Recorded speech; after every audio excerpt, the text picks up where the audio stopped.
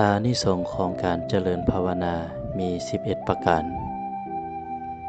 1. นอนเป็นสุข 2. ตื่นเป็นสุข 3. บ่ฝันร้าย 4. เป็นที่ฮักของมนุษย์ทั้งหลาย 5. เป็นที่ฮักของพวกอมนุษย์ทั้งหลาย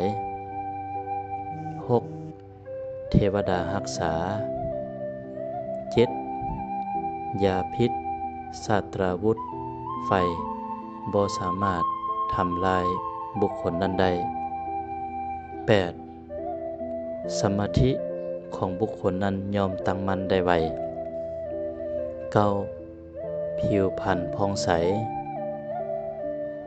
10. บ่เหลือตาย